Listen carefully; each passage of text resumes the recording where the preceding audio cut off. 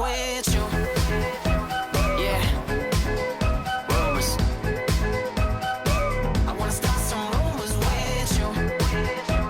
Yeah, rumors. I wanna start some. Man, how the hell this went so fast? السلام عليكم، كيفكم؟ معكم أسامة. فيديو اليوم هو عن نصايح للمدرسة. سألتكم على الانستغرام ايش بدكم الفيديو جاي يكون، واغلبكم طلب هذا الفيديو. ان شاء الله تشوفوا كل النصايح مفيدين وتجربون. فخلينا نبدأ. فاول نصيحة عندي اياها لكم هي لو قلمكم بيضيعوا هيك فرح تحتاجوا لورقة ملونة، جلو ستيك، قلم، وكمان مقص. فالشيء اللي رح تعملوه انكم رح تقصوا الورقة بشكل يعني هيك رفيعة، وبعدين رح تاخذوا الجلو ستيك ورح تلزقوها على القلم من فوق من محل محايل. لو ما عندكم انتم هذا المحل فيكم كمان تلزقوها من فوق القلم بالضبط، وهيك بصير عندكم القلم كثير يعني شكله بيطلع حلو. وكمان انتم فيكم تختاروا الالوان اللي بدكم اياها بتطلع احلى هيك بكثير اذا مثلا تلفقوها مع المقلم تبعكم او هيك. فتاني نصيحة عندي اياها لكم انكم تعيدوا منبه الوقت تبع انتم بس لما تفيقوا. تعيدوا لما انتم مثلا عندكم العادية او الموبايل، بس لما تفيقوا بعد بنص ساعة او ساعة او ساعة ونص مثلا، مشان انتم مثلا هي تكون الساعة اصلا 6، انتم عيدوه مثلا هي تكون 7 ونص او 7، مشان انتم تفكروا حالكم انكم متأخرين بس انتم ما انكم متأخرين.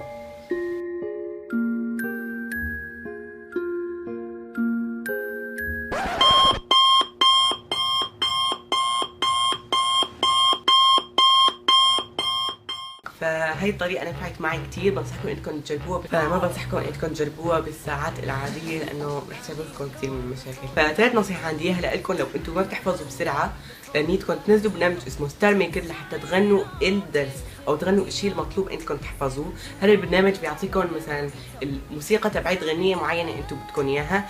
فمثلا انا اخوي الصغير هذيك السنة كان عنده امتحان، كان مطلوب منه انيته يحفظ نشيد، فما كان عم بيحكي يحفظ هذا النشيد، فغنيت له الغنية على هذا البرنامج وبعدين قعد يسمعه وحفظه. وقال لي انيته هو لما كان بالفحص وجاهد النشيد هو ذكر الغنية وقدر انيته يحلها بسهولة. فبنصحكم انكم تعملوا هذا الشيء لحتى تحفظوا بسرعة وكمان تحفظوا يعني بطريقة مسلية شوي. فكمان نصيحة لو اقلامكم زرق بتضيعوا، انكم تبدلوا القلم الازرق، غطاء القلم الازرق بغطاء قلم احمر هيك، لانه الناس ما بحبوا القلم الحمر لانه ما بيستخدموه، واصلا هن ممنوعين على ما اظن لانه المدرسين هن اظن بصححوا بالاقلام الحمر. هالطريقة نفعت معي كثير كثير كثير مرات، وما حدا سرق لي اقلامي لمدة اسبوعين، تخيلوا. وكمان نصيحة عندي اياها لو انتم ما بتحسنوا يعني تدرسوا، يعني ما لكم خلق انكم تدرسوا، انكم تعزموا حدا من رفقاتكم وتقولوا له انه يجيب معه كتب ودفاتره وتدرسوا مثلا مادة معينة وتحلوا الهوم وركات مع بعضكم، منه بتتسلوا وكمان بتدرسوا وبتحفظوا. فهي طريقة نفعت معي، بنصحكم انكم تجربوها لانكم عن جد رح تستفيدوا منها. وكمان لو في شيء ما بتعرفوا بإلكم اياه هو، ولو هو في شيء ما بيعرفه انتم بتقولوا له اياه.